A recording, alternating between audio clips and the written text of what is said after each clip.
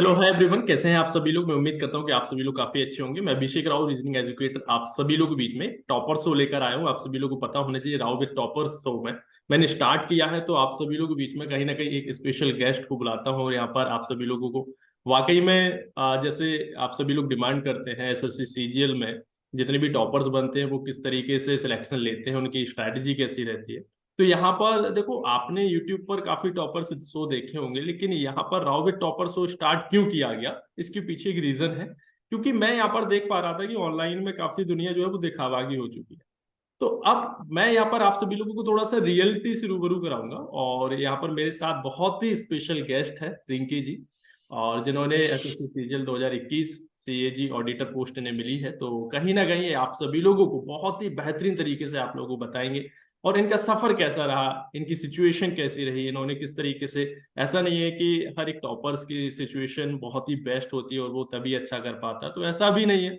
और सिलेक्शन आखिर होता कैसे है वो आप सभी लोगों के बीच में यहाँ पर मैं जब भी इससे पहले मैंने रिंकी जी से बात की थी, तो मैंने यही बोला था कि यहाँ पर हम लोगों को एक रियलिटी शो करना है। इस राव बिट टॉपर शो का मतलब दूसरा नाम रियलिटी शो कह सकते हैं, कि यहाँ पर वास्तविकता क्या है और ये आपको बताएंगे। तो चलिए शुरुआत करते हैं विदाउट टाइम वेस्ट करते हुए। और यहाँ पर सबसे पहले रिंकी जी, आप अपना इंट्रोडक्शन दीजिए स्टूडेंट्स को।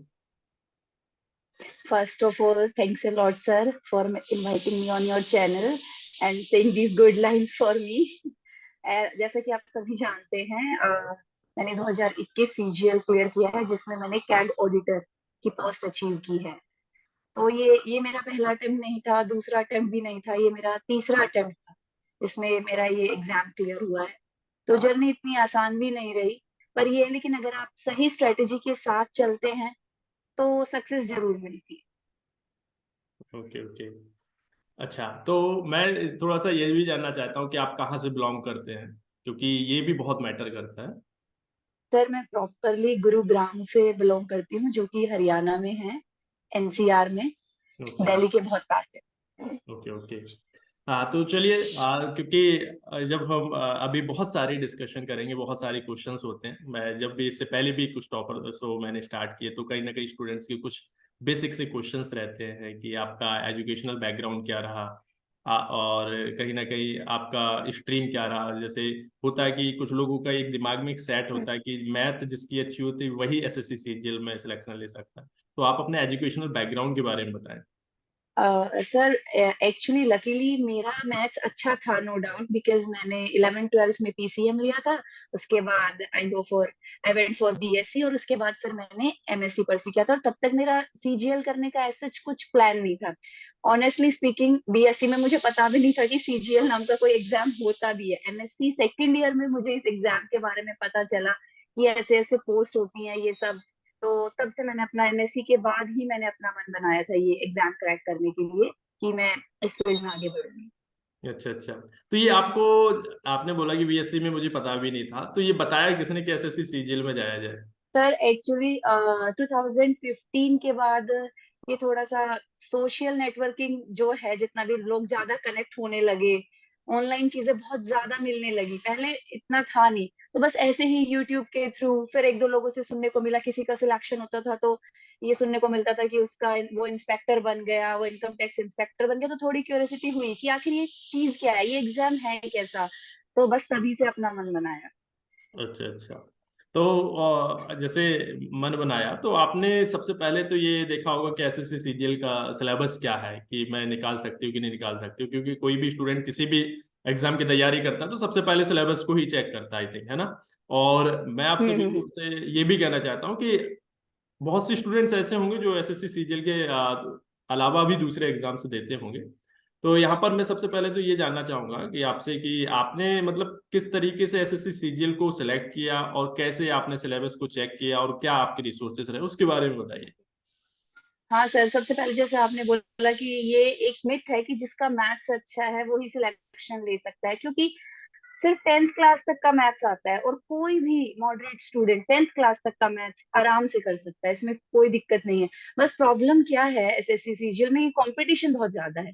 ठीक है, और बाकी सिलेबस ऐसा कुछ है नहीं, 10th तक का ही है। तो मैंने जब देखा प्रीवियस ईयर पेपर देखे, बच्चे स्टार्टिंग में जब तैयारी में आते हैं तो वो पूरा भटक जाते हैं। उन्हें पहले तो एक तो जो उनके सीनियर्स होते हैं जो 3-4 साल से स्ट्रगल कर रहे होते हैं वही डरा देते हैं कि नहीं होता, ये तो बहुत मुश्किल एग्जाम है, हमें 4 साल हो गए, जीके पढ़नी पड़ेगी, ये पढ़ना पड़ेगा। बट ऐसा कुछ नहीं है। आप सबसे पहले अगर तैयारी में आए हैं, प्रीवियस ईयर देखिए, एक स्मार्ट अप्रोच आपको जरूर सिलेक्शन तक ले जाएगी। तो ओके। मैंने भी यही किया। पहले प्रीवियस ईयर देखे तो क्वेश्चन का लेवल देख के लगा कि हाँ ये तो हो जाएगा, अगर करेंगे तो हो जाएगा। इंग्लिश सॉल्व करी 1-2 पेपर की, फिर धीरे धीरे मैथ सॉल्व करी, तो समझ आया कि 10th तक का ही सिलेबस है, उससे ज्यादा नहीं है। Yes yes. तो वैसे भी अगर देखा जाए तो वनडे एग्जाम्स जो होते हैं मोस्टली, तो कहीं ना कहीं ये जिसका 10th का बेसिक मैथ अच्छा हो, अर्थमेटिक मैथ्स अच्छा हो, तो वो कहीं ना कहीं निकाल ले जाता है और फिर आगे और भी प्रैक्टिस हम्म। करता है चीज़ों को। तो कहीं ना कहीं उसको बेस्ट रिसोर्सेज भी मिल जाते हैं तो वो निकाल सकता है, ऐसा नहीं है। लेकिन मैंने यहाँ पर देखा कि यूट्यूब की दुनिया में थोड़ा सा क्या ना, एसएससी सीजीएल का अलग ही क्रेज है। काफी लोग बता देते हैं कि ये बनो, इंस्पेक्टर बनो, इसमें लाइफ बदल जाती है, बहुत चीजें होती है। मैंने अभी एक और स्टूडेंट से मेरी बात हो रही थी, तो वो बैंकिंग एस्पिरेंट्स था, बोलता है कि ठीक है सर, बैंकिंग एग्जाम मैं निकाल रहा हूँ, लेकिन मेरा अंदर से जो इंटरेस्ट जाग रहा है ना वो एसएससी सीजीएल की तरफ से जा रहा है।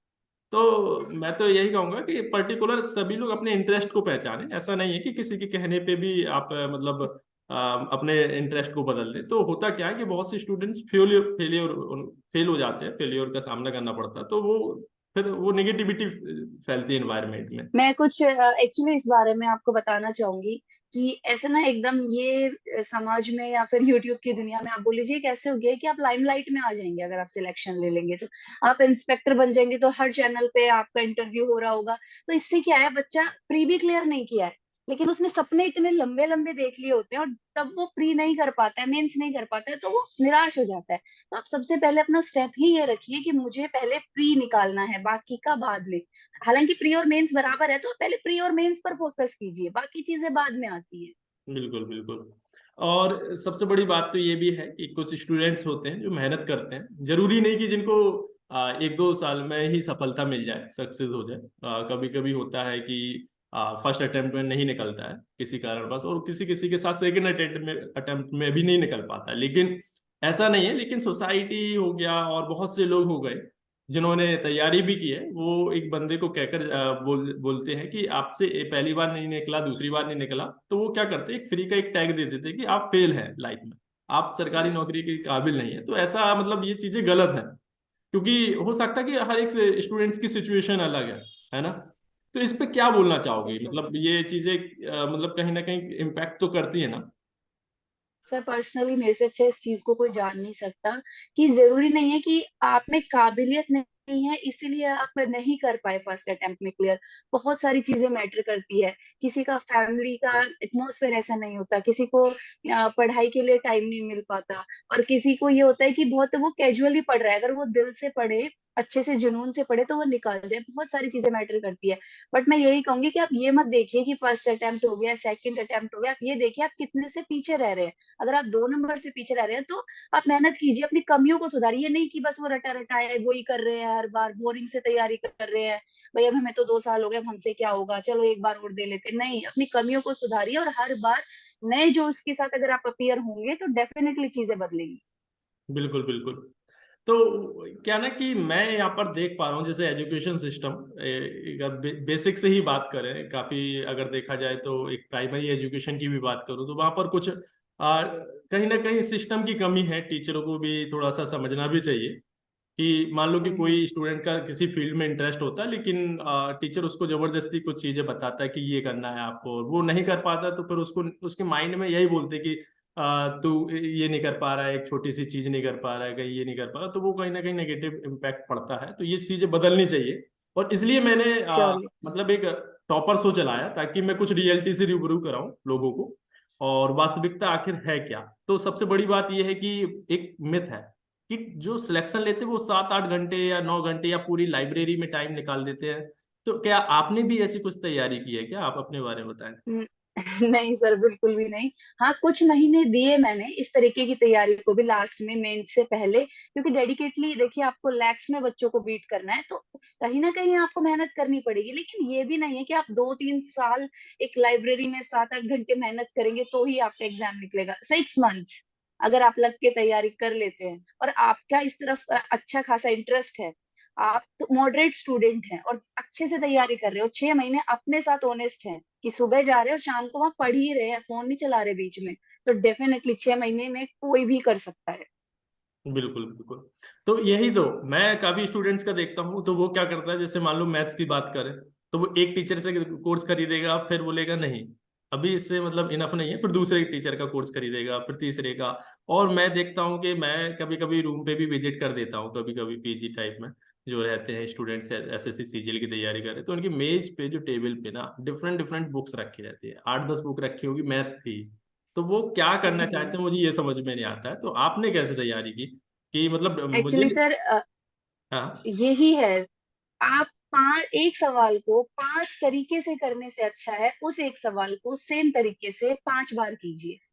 एक बुक बिल्कुल है, सब में सेम ही तो कंटेंट है, सब में previous year, I don't think so कोई सीडीएस के क्वेश्चन डाल देता होगा, कोई मतलब एफकेट, कुछ एक दो अच्छे क्वेश्चंस अलग अलग आपको मिल सकते हैं, लेकिन है तो सब में एट लास्ट प्रीवियस ईयर ही ना।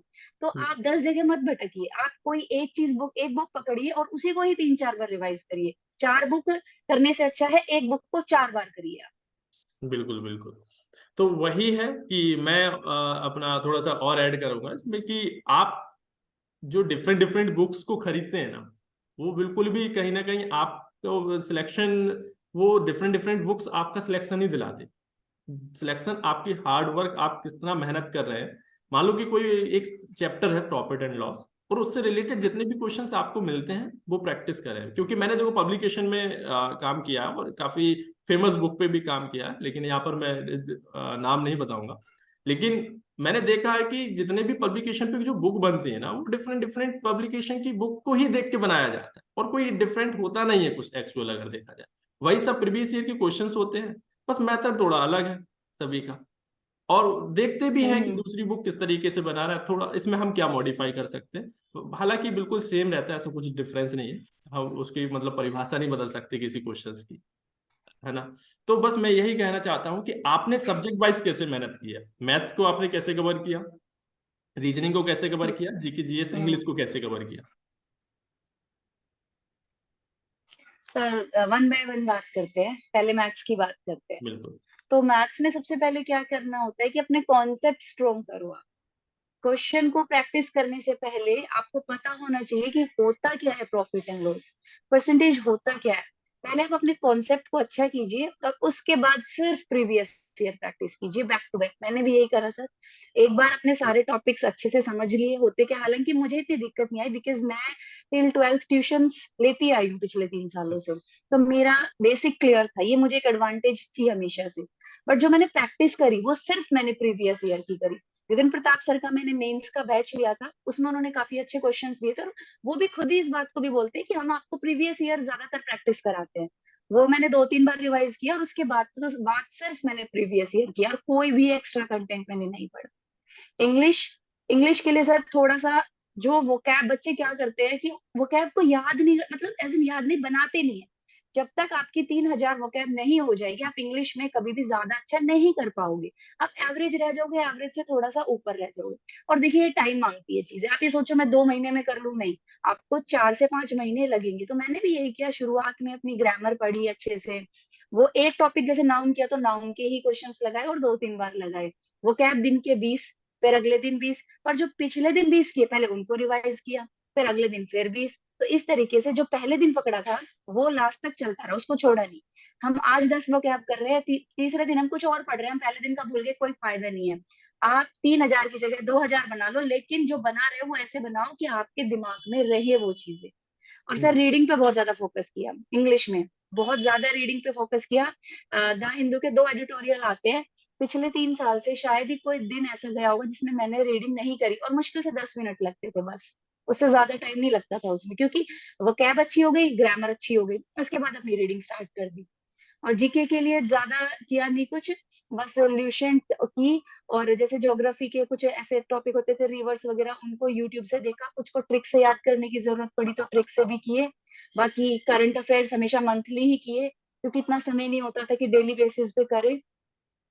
और बाकी साइंस सर मेरी अच्छी थी, बिकॉज मैं 9th क्लास को पढ़ाती थी, तो कभी पढ़ने की जरूरत नहीं पड़ी मुझे। ये अच्छा। मुझे एक एडवांटेज मिला है, मैं इसको डिनाई नहीं करूंगी। और ओके बाकी रीजनिंग सर सिर्फ प्रीवियस ईयर, सिर्फ previous okay year. Okay. Yes. तो क्या होता है कि मैं अभी देख पा रहा हूँ कि एक एसएससी सीजीएल के पैटर्न की बात करूँ तो हाल फिलहाल तो अभी पैटर्न चेंज हुआ है। होता क्या है कि बहुत से स्टूडेंट रीजनिंग सब्जेक्ट को इग्नोर करते हैं, जीके जीएस को इग्नोर करते हैं। पहले चल भी जाता था क्योंकि मेंस में नहीं आता था, प्री में निकाल लिया, प्री जैसे भी निकल गया, लेकिन मेंस में नहीं आता था तो चल जाता था। लेकिन अब पढ़ना पड़ेगा बिल्कुल। क्योंकि देखा है कि रीजनिंग का भी लेवल थोड़ा सा अप हो रहा है। ऐसा नहीं है, अभी 1-2 साल से देखा जाए तो बहुत से स्टूडेंट्स इग्नोर कर देते हैं, लेकिन मैं सभी से रिक्वेस्ट यही करूंगा कि रीजनिंग सब्जेक्ट को इतना इग्नोर इग्नोर मत करें, लेकिन रीजनिंग सब्जेक्ट्स को जितना मतलब है तो इक्वली, है ना, कोई डिफरेंस नहीं है। तो अगर आप रीजनिंग पे भी फोकस करेंगे, अगर थोड़ा कम समय भी देंगे अगर और अदर सब्जेक्ट से, लेकिन आपको पढ़ना है। लेकिन बहुत से स्टूडेंट्स क्या करते हैं, एग्जाम के टाइम ही रीजनिंग को पढ़ते हैं। वो गलती कर देते हैं क्योंकि वो स्पीड में फिर कमी आ जाती है उनके। हम्म। एक चीज और, बच्चे ना टफ क्वेश्चंस की तरफ भागते हैं। आप ये देखिए, अगर 30 क्वेश्चन आ रहे हैं तो 20 क्वेश्चन तो बिल्कुल इजी ही मिलेंगे, इस बात से कोई मुकर नहीं सकता कि 20 क्वेश्चन नए में, 10 क्वेश्चन में एग्जामिनर कुछ भी डाल सकता है नया। और मैं तो कहूंगी शायद नए 5 क्वेश्चन, अगर टफ पेपर आए, इससे जी ज्यादा जी। नहीं हो सकता।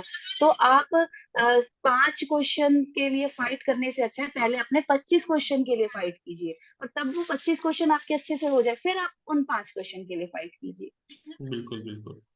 तो अभी जैसे आपने सब्जेक्ट वाइज स्ट्रैटेजी बताई, मैं कुछ ये जी जानना चाहूंगा कि आपने मॉक टेस्ट पे कैसे फोकस किया, और मॉक टेस्ट कितना आपने मतलब एग्जाम प्री के लिए कितना, और सर। मेंस के लिए आपने कितना फोकस किया था, उस पर थोड़ा सा चर्चा करें। सर मॉक टेस्ट का ऐसा रहता था, जैसे अगर 2021 का मेंस देना है तो प्री के लगाए 2 बार सारे प्रीवियस ईयर पेपर। और टेक्स्ट बुक के ज्यादातर मैंने लगाए हैं मॉक, मतलब मेरा मॉक का कोई ज्यादा नहीं रहा, बस मैं 10 से 15, 10 मॉक नहीं लगाती थी। बाकी अपने प्रीवियस ईयर ही मैं लगा के जाती थी मॉक्स का, ये रहा। Okay okay. होता क्या है कि अभी एग्जाम पैटर्न चेंज हुआ है, और ठीक है आपने सिलेक्शन ले लिया, लेकिन मैं अब फोकस करना चाहूंगा कि जो बिगिनर हैं, जो फ्रेशर हैं, कहीं ना कहीं उनको अपना मकसद क्या है ना, अपना मकसद अपने आप को साबित नहीं करना है। अपना मकसद ये है कि जिनको मतलब जरूरत है हेल्प, किस तरीके से वो तैयारी करें, उनको कहीं ना कहीं हेल्प करना अपना मकसद है। तो मैं ये जानना चाहूंगा कि 2023 के लिए वो किस तरीके से तैयारी करें। अभी से आप ऐसी स्ट्रैटेजी बताएं ताकि वो चीजों को फॉलो करें तो वाकई में इफेक्टिव रिजल्ट मिले। सर यही है बिगनर्स के लिए कि आप हर एक सब्जेक्ट पे बराबर मेहनत कीजिए शुरुआत में, तो किसी भी सब्जेक्ट को छोड़िए मत, आगे चल के बहुत एडवांटेज मिलेगी आपको। और मैथ्स में अगर कमजोर हैं तो पहले 9th 10th को पढ़िए, अपने बेसिक्स बनाइए, इवन 7th से भी पढ़ना पड़े तो क्वेश्चंस को पढ़िए अच्छे से, किसी भी बैच पे रिलाई मत कीजिए पूरे तरीके से, क्योंकि वहां आपको सीधे क्वेश्चन कराए जाएंगे, आपसे नहीं हो पाए अगर आप बिल्कुल ही वीक है मैथ्स में। हालांकि अगर आप ठीक ठाक भी है तो आप कर लेंगे। फिर उसके बाद प्रीवियस ईयर क्वेश्चंस प्रैक्टिस कीजिए, बस सिर्फ वो। और रीजनिंग का भी यही है, अगर आपको नहीं आ रही है तो आप पहले सीखिए चीजों को, कौन से, देखिए नींव मजबूत होती है ना तो मकान दमदार बनता है। तो अगर आप बिगिनर हैं तो अपनी नींव को मजबूत कीजिए, मेरे कहने का मतलब ये है। बिल्कुल बिल्कुल। एक्चुअली मेरा एक क्वेश्चन था कि काफी स्टूडेंट्स ये बोलते हैं कि मेरी परिस्थिति इतनी खराब है कि मैं तैयारी नहीं कर सकता, कोर्स नहीं कर सकता। तो आपका व्यू क्या है इसमें? कहीं ना कहीं ऑनलाइन जब से आया तो ऐसा नहीं है कि बहुत तैयारी करना बहुत महंगी हो गई है, ऐसा भी नहीं है। तो आपका व्यू क्या है, आप क्या कहना चाहोगे कि जिनकी वाकई में परिस्थिति खराब है वो किस तरीके से तैयारी करें? सर देखिए, एक अगर आप 1,000 का भी बैच नहीं ले पा रहे हैं तो एक बिल्कुल अलग बात हो गई। लेकिन आपने जैसे कहा कि ऑनलाइन अब इतना कुछ है नहीं कि आप चाहेंगे और आप नहीं कर पाएंगे, क्योंकि कोर्सेज बहुत सस्ते मिल रहे हैं और बहुत अच्छे अच्छे टीचर्स की भी बहुत अफोर्डेबल कोर्सेज है। अगर फिर भी आपको कोई प्रॉब्लम होती है तो सच में मतलब लोगों की हेल्प करने वाले भी बहुत है। अगर आप पर्सनली भी किसी से हेल्प मांगेंगे कि आप मेरी थोड़ी हेल्प कर दीजिए, जैसे ही मेरी जॉब लगेगी मैं आपको रिटर्न कर दूंगा या कर दूंगी। देखिए, जिसकी जहाँ चाह होती है ना, वहां राह अपने आप बन जाती है। 1% को मैं इंक्लूड नहीं करूंगी, कुछ की बहुत जेन्युइन प्रॉब्लम होती है, बट 99% अगर चाहे तो कर सकते हैं। बिल्कुल बिल्कुल। तो वही मतलब एक मैंने एक सोचा कि मकसद ये है मेरा, मैंने अपने अभी चैनल पे भी मतलब मेरा मोटिव यही है कि मेरा मतलब जब भी मैं 1 घंटे भी अगर क्लास देता हूँ तो मैं वो फ्री ऑफ कॉस्ट देता हूँ, ताकि सभी स्टूडेंट्स को मान लो कि रीजनिंग अगर पढ़ना है तो मैं मतलब कहीं ना कहीं अपने चैनल से फ्री ऑफ कॉस्ट पढ़ाता हूँ स्टूडेंट्स को। ताकि ऐसे बहुत से स्टूडेंट्स होते हैं जो मतलब ठीक है आप मैथ का कोर्स खरीद लीजिए, लेकिन रीजनिंग आप पढ़ना है तो आप एकदम फ्री पढ़ सकते हैं। तो ये मेरा थोड़ा सा इनिशिएट है, और मैं चाहूंगा कि काफी स्टूडेंट जो भी देख रहे हैं, अगर वाकई में आपको पढ़ना है तो आप कोई किसी सिचुएशन ऐसी है जो आप वहां से गुजर रहे हैं तो आप मुझसे शेयर भी कर सकते हैं। पर्सनली मैं आपसे कांटेक्ट भी कर सकता हूँ और कहीं ना कहीं मैं हेल्प भी करूंगा। मेरा मोटिव ये जैसे यही कि है सर कि अभी आप। आप ही आ गए हेल्प के लिए। मैंने कहा ना कि बहुत लोग होते हैं हेल्प करने के लिए। बिल्कुल बिल्कुल। क्योंकि मैं देखता हूँ, क्योंकि क्या ना कि हम लोग एक मध्यम परिवार से बिलोंग करते हैं, और मैंने हर एक दर्द को महसूस किया है। हालांकि मैंने इंजीनियरिंग की है और उसके बाद फिर गेल में मैंने जॉब भी की है, गैस अथॉरिटी इंडिया लिमिटेड। और कहीं ना कहीं मेरा बहुत इंटरेस्ट था कि मैं मतलब थोड़ा सा मतलब ऐसा काम करूं जो मुझे पॉजिटिव, वहां पर क्या ना, ठीक है जॉब थी लेकिन एकदम पब्लिक फेस में मतलब एकदम नहीं आ पा रहे थे, क्योंकि एक अलग हो जाता है इंजीनियर। लेकिन मुझे इंटरेस्ट था कि कहीं ना कहीं पब्लिक के बीच में रहना है, और जो दर्द मैंने महसूस किया वो काफी लोग महसूस ना करें। और हालांकि सभी की सिचुएशन अलग अलग होती है, कोई किसी से परेशान कोई किसी से परेशान। लेकिन मैं बस यही कहूंगा कि परेशानी तो आएंगी लाइफ में, लेकिन उस परेशानी को आप थोड़ा सा इग्नोर रखें या साइड में करें तो अपनी पढ़ाई पे कंटिन्यू करेंगे। तो क्योंकि जब तक मेहनत नहीं करेंगे तो परेशानी फिर दूर कैसे होगी, बढ़ती चली जाएगी ना। खुद से बोल दीजिए कि ये 2 घंटे तो पढ़ना ही है, चाहे कुछ हो जाए। ये 2 घंटे मुझे नहीं उठना। दिमाग को बोल दीजिए कि चुप हो जाए 2 घंटे के लिए। अगर सच में बहुत ज्यादा परेशानी है तो ये उसका इलाज है। बाकी बिल्कुल बिल्कुल। मतलब नॉर्मली नॉर्मली हर टाइम परेशानी नहीं रहती, कुछ समय होता है। 4 महीने परेशानी के निकले साल में तो 4 महीने ठीक भी निकलते हैं। बिल्कुल बस ये बिल्कुल। है कि समय के बहाव के साथ अपने आप को थोड़ा सा हाँ, मेंटेन करके रखना पड़ता बस है। मैं ये कंप्रोमाइज कर सकता है स्टूडेंट्स की, जरूरी नहीं है कि हम बहुत ही कहीं ना कहीं लाइफ स्टाइल से थोड़ा सा कंप्रोमाइज कर सकता है चीजों को। क्योंकि हर एक स्टूडेंट सोचता है, मैं भी जब पढ़ता था तो सोचता था कि इतना महंगा जीन्स ना लें या इतनी महंगी शर्ट ना पहने, क्योंकि कहीं ना कहीं हम उसको यूटिलाइज कर सकते हैं अपनी स्टडी। लेकिन जिस दिन सिलेक्शन हो जाएगा उस दिन तो फिर लाइफ बदल जाती है, चीजें आप। और मैं यही कहना चाहूंगा कि और सिलेक्शन होता है तो अपनी और फैमिली अगर को भी वन प्रेफर करता परसेंट है। जी। सिलेक्शन ना भी हो तो जो बच्चा तैयारी में होता है ना, वो जिंदगी का सिलेक्शन ले जाता है। वो बहुत बिल्कुल कुछ सीख जाता है, बहुत कुछ। बिल्कुल। बिल्कुल। जो सोसाइटी उस पर थोप थोप देती है कि तुमने लाइफ में कुछ कर नहीं पाया, वो चीज नहीं होती है, क्योंकि वो लाइफ में कुछ कर सकता है। ऐसे भी लोग हैं जिनका बिल्कुल, सिलेक्शन नहीं हुआ लेकिन बहुत आगे जा चुके हैं। बहुत आगे चले गए। बिल्कुल। तो बस मैं तो यही कहूंगा, आपका जो सफर रहा, आपने काफी अच्छी स्ट्रेटजी बताई, मुझे मतलब काफी इफेक्टिव भी लगा, और मुझे लग रहा था कि काफी स्टूडेंट्स को बताया जाए, आप लोग आपको लेकर आया जाए, ताकि कहीं ना कहीं बहुत से स्टूडेंट्स बोलते हैं कि सर मैं और भी टॉपर स्ट्रेटजी देखता हूँ वहाँ पर अलग ही दुनिया में टॉपर्स अपनी स्ट्रेटजी को बताते हैं, वो मुझे समझ में नहीं आता। तो इसलिए मैंने सोचा कि आपको लेकर आया जाए और आप बता सके स्टूडेंट्स को। और आप लास्ट में क्या कहना चाहोगे स्टूडेंट्स के।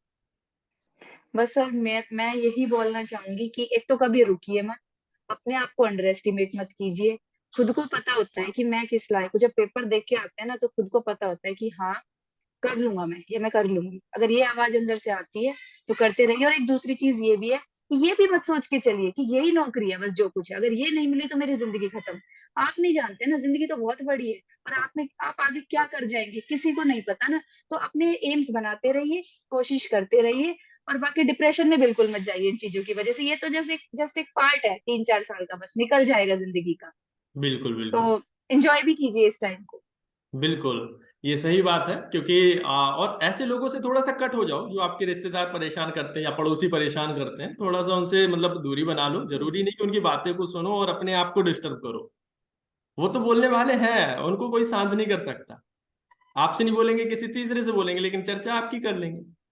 तो उनसे थोड़ा सा कट रहे हैं। और अगर लगता है कि कुछ वास्तविकता, कुछ हेल्प चाहिए या पढ़ाई से लेकर कुछ डिस्कशन करना चाहिए, तो मैं और मेरे साथ रिंकी ऑलवेज आपके साथ कनेक्ट रहेंगे।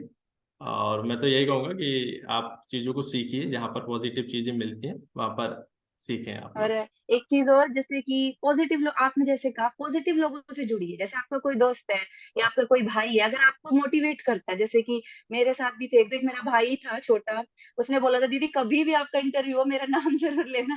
ठीक अर्पित ठीक। नाम है उसका, वो मुझे हमेशा मोटिवेट करता था। तो ना एक बंदा भी अगर आपकी लाइफ में ऐसा है, तो आप उससे मतलब कंसिस्टेंटली उसके साथ टच में रहिए। जैसे आपने बोला नेगेटिव लोगों को इग्नोर करिए, बस ये सबसे आसान होता है। बिल्कुल बिल्कुल। क्योंकि कॉन्फिडेंस तभी बिल्ड होगा अगर आप लोगों की सुनेंगे। दुनिया बहुत बड़ी है, परेशान हो जाओगे। क्योंकि अपने आप को थोड़ा सा सीमित रखें, ज़्यादा जरूरी नहीं कि बहुत चीज़ों से सभी से डिस्कशन करें। जो पॉजिटिव है उन्हीं से डिस्कशन करिए और आगे बढ़िए। बस सिलेक्शन आपका भी हो, और मैं चाहूंगा कि ये जो भी रॉबिट टॉपर्स को देख रहे हैं वो भी जल्दी सिलेक्शन ले, और मैं भी चाहूंगा कि वो यहाँ पर आके और लोगों को भी गाइड करें। ठीक है, तो चलते हैं। और यही है, बस आप सभी लोगों को मैंने बहुत कुछ बताया। हो सकता है आपको इसमें से कुछ पॉजिटिव चीज़ें देखकर अपने लाइफ में थोड़ा सा इम्प्लीमेंट करना। और मैं स्पेशल थैंक यू भी बोलना चाहूँगा रिंकी को। और आपने बहुत अच्छा मतलब सिलेक्शन लिया, तो कॉन्ग्रेचुलेशन भी बोलूँगा। और बस ऐसी लाइफ में आगे बढ़ते चले जाइए, और मैं चाहूँगा कि आप और भी आगे जाएं। Thank you so much. Okay. ठीक है। Okay, take care.